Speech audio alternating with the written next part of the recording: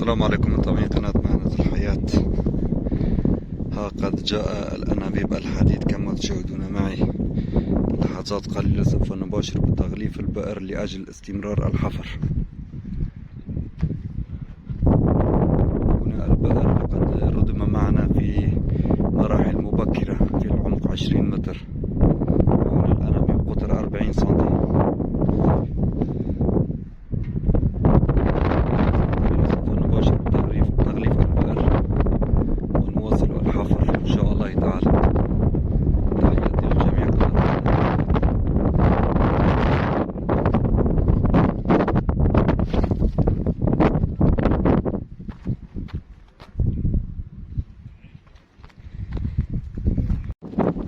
سوف نستخرج قليلا من الماء لنرى هل إذا الماء مالحة حلوة صالحة للشرب أو لا.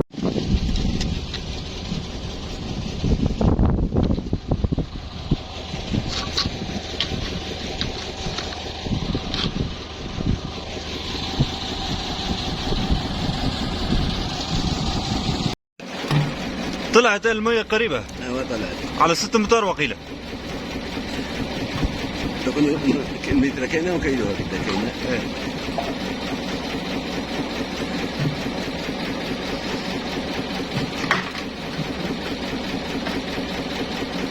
طافت فوق.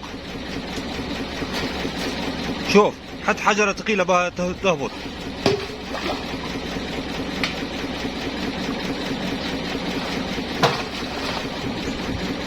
كاين دوايا كاين.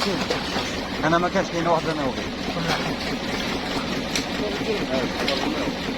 ايه نشوف اذا المية مالحة ولا ولو. ما شاء الله. وقريبة قريبة على 5 مواتر 6 مواتر. مالح شوية صح. بالك تراب ولا ملح؟ لا باين شوف باين باللي برا.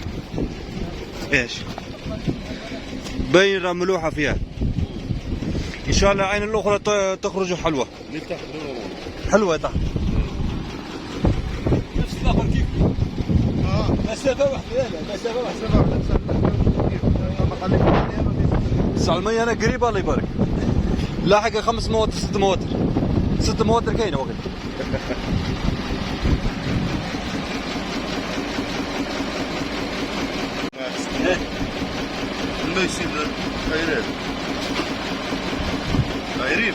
قريب بزاف. ايه وقيل المسافة هذه قاعد سكرت. لطيف والله كانت 22 متر. ايه درك ربقت 6 مواتر. 6 ويا ربي.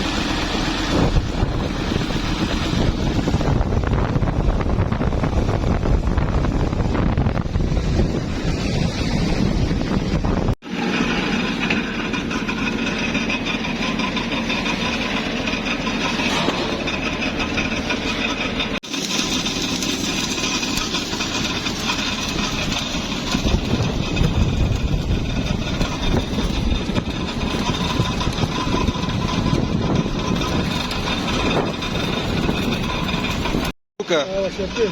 دير لايك يلا. بس ماء هنرجع. المية قريبة ايه. المية على 10 امتار ولا 9؟ 7 ايه. على 7 امتار. مخلوة ولا طيب؟ شوية مرة شوية مالحة. بص.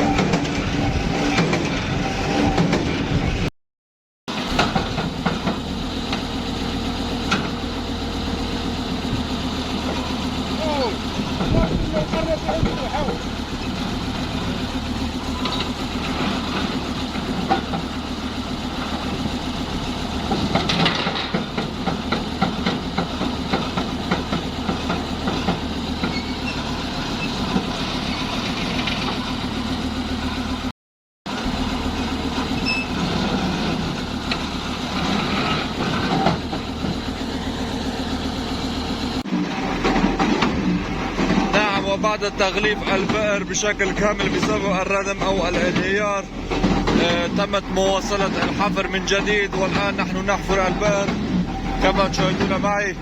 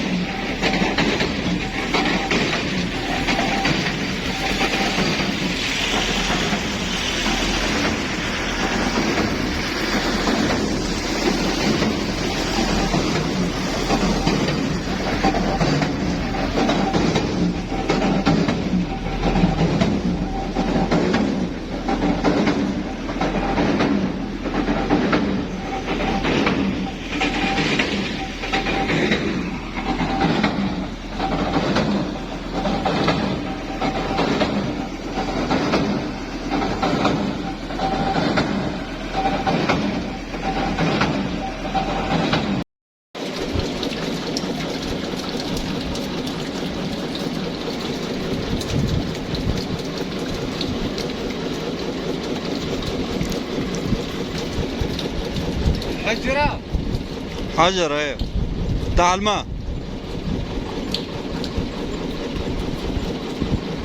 غسلها نشوفها، شوف الكولير تاعها.